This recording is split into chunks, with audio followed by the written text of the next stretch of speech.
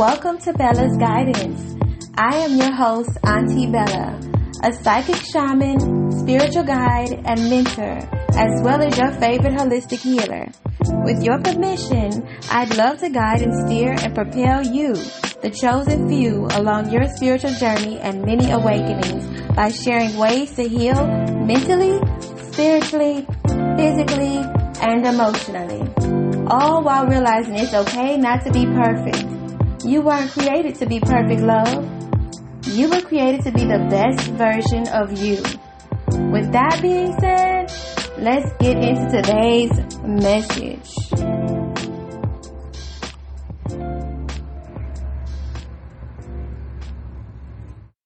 So what is the title of today's message?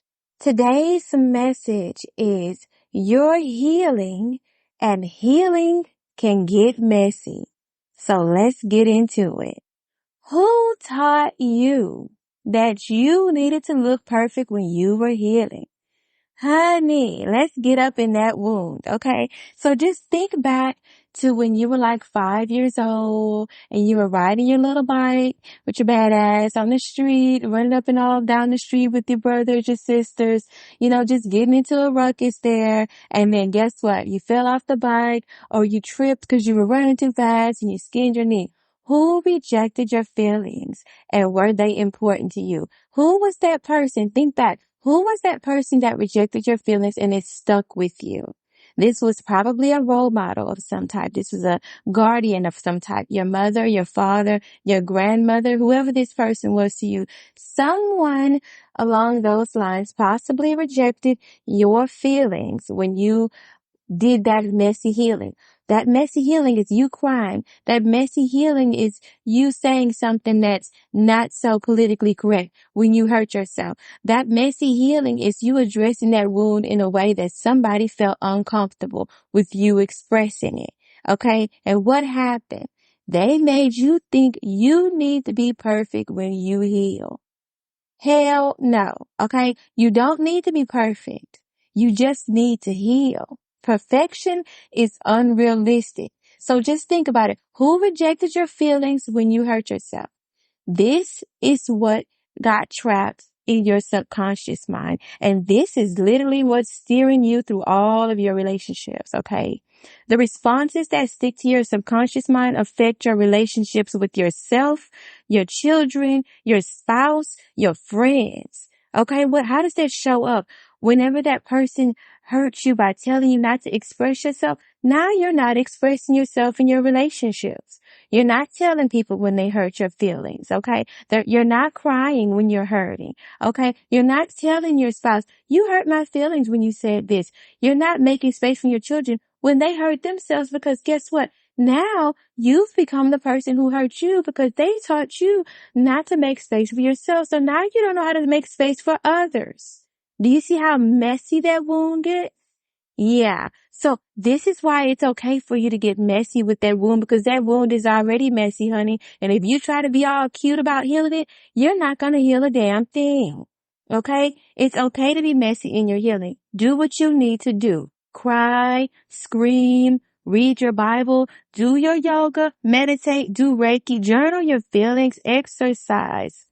Okay, guys, you know how they joke around? They're like, exercise the demons. Yes, you might be sitting there doing some very negative self-talk because you're sitting in the bed thinking about all the negative stuff. You could be one of those people that just keeps on recycling all the negative stuff that happens to you that day or last week. Okay, you need to get your butt up and go walk. Get that energy off you. Get that energy moving so you can start feeling better. And then make space for what you're feeling. Surround yourself with people who can support you as you heal. This is very important while you're healing. Either you need to be around people that can make space for you while you're healing, or you need to be by yourself while you're healing so you can support yourself.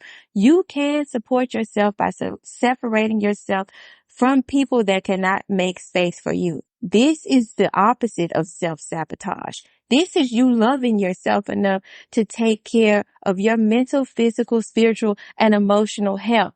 Okay, this is very important. Something might come up that triggers unwanted feelings and emotions. That's okay. Why are we running from that? Because somebody told us we should. Somebody told us when we tried to get messy in that wound and cry that it wasn't okay. You probably heard those terms like, stop crying, boys don't cry. Girls don't cry. Man up. Why are you crying? Dry it up. If you keep crying, I'm going to give you something to cry for. Okay, we all heard something along those lines that made us feel like, okay, no, somebody's rejecting my feelings, so maybe something's wrong with me. No, nothing's wrong with you. It's just that person had a wound that didn't allow them to be able to make space for you. So they need to go and heal their messy ass wound while you're healing your messy ass wound. But you need to be around people that can make space for you to heal your wound. And if they can't, then just set a boundary until that wound is healed. Period. Okay? What kind of wound are we going to be discussing today? La la la, let's get into it. Abandonment wounds. Bingo. Okay, because I know a lot of my chosen ones have dealt with abandonment or rejection in some form or fashion. Okay, abandonment wounds and rejection show up in the chosen one community regularly, and it's usually a guardian or a parent, some type of role model that you trusted that did not show up for you when you needed them to. This affects you spiritually, mentally, physically, and emotionally. And what does that look like when it shows up? Okay, let's get up in that wound. What did I say? You have to get up in that wound. So when you get up in that wound is going to get messy, especially if that wound has been neglected. Okay. So in relationships, you need to feel needed or you're uneasy, anxious. Okay. This is abandonment trauma showing up in your love life. Okay. Why? You got rejected by somebody you cared about. So anytime you don't feel like somebody needs you to be there, you start thinking they're going to take the fuck off. That is abandonment trauma at its finest, okay? Once you heal that wound, you're going to sit in your energy so calmly and so balanced that even if somebody decides to leave, it does not rock your boat because you already got that self-worth going, you got that self-love going, and you're like, okay, I'm who I need to be, and if this person really loves me, they're not going to leave. I don't need to hold on to them so tightly. I don't need to be codependent. I don't need them to need me. I just want them to want to be here, and I just want them to want to show up. That is the healed version of you after an abandonment wound. Okay? And all of that other stuff, all that messy stuff that's going on in there, that's you being afraid to be abandoned again. That's you being triggered, okay, by something you have not healed. Okay?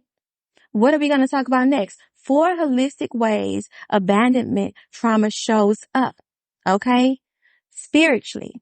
How does it show up spiritually? Okay? You now are rejecting your connection with source. Okay? With the universe, because you have this huge chip on your shoulder because my mom didn't even show up for me. Why do I need to connect with God? My father abandoned me because he didn't like my mother. Why do I got to connect with God? Why do I need to read my Bible? Why do I need to go to church? Why do I got to be around all these holy people all the time? And you know what? This might not even be your story. You might be very spiritual. Why do I need to do yoga? Why do I need to ground my energy? Why do I need to meditate? Do you hear yourself? Okay. Rejecting yourself after somebody rejected you. Refusing to balance your energy out because somebody didn't make space for you. That's self-sabotage. Okay. How does this show up mentally? You're ignoring your mental health concerns because someone important didn't make space for you. Now you're not making space for yourself. What are you doing? Ignoring or suppressing your depression, your anxiety, your symptoms around your mental health because you don't feel worthy of affection and you don't love yourself. When you don't love yourself, you don't take care of yourself. Okay? How does it show up physically? Depression causes you not to take care of your health. Now you have high blood pressure. Now you have diabetes. Now you have heart problems. You can't get out of bed. Now you got a knee issue that wasn't even there, but it's starting to act up because you're not active. Okay? Because you're not taking care of your physical self. You're not taking your vitamins no more. You're not eating healthy. What is that doing to you? Okay? Causing all kind of issues with your health. Okay? It's called self-abandonment after rejection.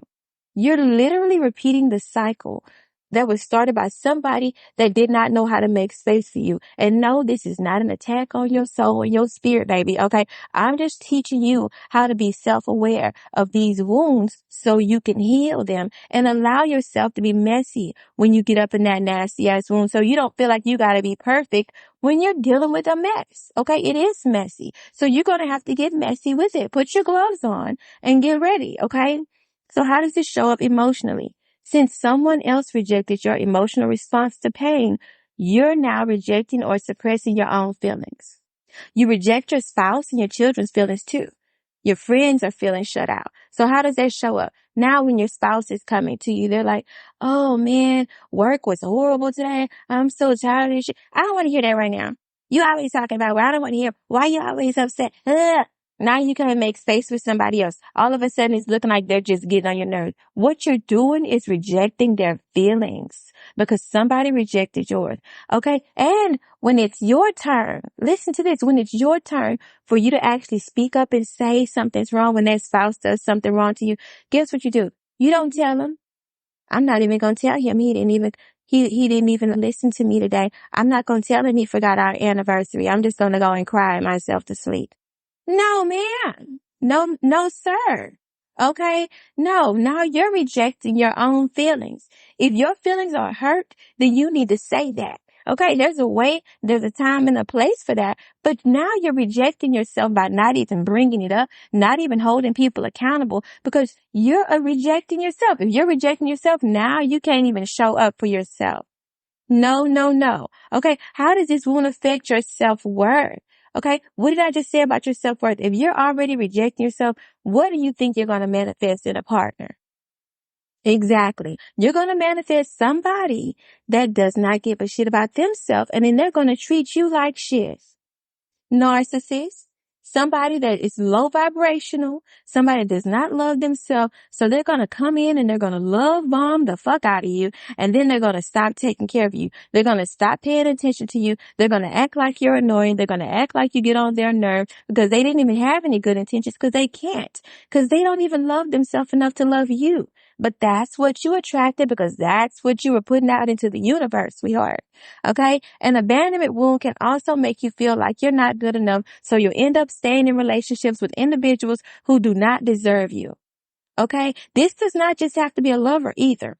You'll continue talking to that toxic ass friend, toxic ass parent, toxic ass lover. You'll continue going to that toxic ass work environment, knowing your boss is narcissistic, knowing your boss is stealing your work because you don't love yourself, because you don't see your own worth, because you're allowing that abandonment wound to affect everything around you. Okay. The reason this kind of wound can get so messy is because you have to get up into a wound and that hurts. So depending on who hurt you, you have to ask yourself some very painful ass questions. Questions like, why didn't this person love themselves enough to heal so they wouldn't hurt me? When the person that hurt you was somebody that was important to you, like a father figure, a mother figure, a sibling, okay, a spouse, a child, it's going to hurt when you heal it. It's going to be messy when you heal it because those questions are going to whoop your ass when you start addressing them. When you start asking yourself those really deep questions like, why do they treat me like shit? That's going to hurt. And that's okay. If you have to cry, if you have to get angry, if you want to punch something, you want to break something, I highly recommend you don't break your shit. But hey, that's your healing. That's you. Do what you need to do. Obviously, you need to make sure you're careful and you don't hurt somebody else or yourself, but do what you need to do to get through that messy ass wound. Okay. Let me give you an example about bed sores. So I don't know about y'all, but I used to work in a nursing home when I was like 17, 16 years old. I went and got my CNA license, and we had to turn the patients every so often so they wouldn't get a bed sore. Now, I went into this patient's room one time and the bed sore was so big. It was the size of my foot, y'all. When y'all know I wear a size 8. Okay, don't hit on me, but I wear a size 8 and the wound was the size of my damn foot. Okay, the length of my foot. Okay, so imagine how big and how long somebody had to neglect that wound for that wound to get that big on that woman's ass. That means somebody was letting that woman sleep and lay on her back for weeks, months without turning her. That wound was so big that it had all kind of bacteria in it. The woman was lucky she survived, because we know how that bacteria can get into our bloodstream and it can literally put us into shock. Okay. But they were able to heal this wound, but it was painful for this woman. Okay. They had to get up in this woman's womb and scoop out all that damn bacteria. It started looking like gangrene. It was green, guys. It had pus coming out of it. Okay. I want you to see how bad your wound gets when you're neglected. They had to clean all that shit out of that wound. Then they had to rinse it with saline. They had to rinse all that area. This shit hurts. Okay. This is you healing your wound. Okay. Then they had to pack it so nothing would get in there while it was healing. Okay. Do you see the similarities? And then as it healed, they had to make sure they kept cleaning it out. Okay. It's going to require you to continue to be self-aware of it. Okay. So once you start working on it, the shit is going to get messy. It's going to get nasty and it's going to get hurt, but you have to be determined to heal it. And you have to surround yourself with people that are going to hold you accountable while you're healing that wound. Okay. With the bed sore, it's going to hurt because you let it get out of hand and now you got to heal it. With the abandonment wound, it's going to hurt. You let it affect things around you and now it's big enough to hurt when you start addressing it. That's okay. If you have to cry, if you have to kick, if you have to scream, okay, get it out so you can get to the meat of it and then work your way into some more balanced energy. And then surround yourself with people that are going to be like, hey, are you okay? That wound you told me about, it's showing up today. You need to talk about it. I know you said your dad, abandoned you, and now you're with that guy that's acting just like your father. You want to talk about that? Because you keep saying the same things. He's doing the same things your father did. Maybe you shouldn't be with him. Surround yourself with people like that, okay? Because healing is going to feel like shit, and you're going to have to work through some tough stuff. So whenever you're healing, you need a support system. And if you don't have that support system, you need to support yourself. That's okay. And you also need to remove yourself from people that are not going to support you. Okay? Get through the messy shit so you can heal and stop trying to be perfect while you're healing. Get out of the habit of thinking you need to be perfect when you're healing. You knew how to heal at some point, but somebody rejected your way of healing and that's their fault. So what are you going to do about it? One thing you can start doing today is stop utilizing the person that hurt you's tactics of healing. Okay? Because it was obviously something that's not working for you. And stop giving a shit how messy it gets. Okay? Like I said, surround yourself with people who will continue to make you self-aware. Okay? If you get triggered, talk about it. Journal about it. Get in the wound. Why did this trigger me? What is this reminding me about? Okay? Do you need support while you're working through it? Find a support system. If you don't have support, make space to talk, to journal, to get those feelings out. And if that hurts, cry. Who gives a shit? The people that I believe are the strongest are the people that have the courage to be vulnerable. So be strong and make space for yourself and get ugly and get messy and get up in your wound so you can heal your shit. Okay? Get rid of that bacteria and close that fucking wound. Okay? I love y'all and I'll talk to you soon. Bye.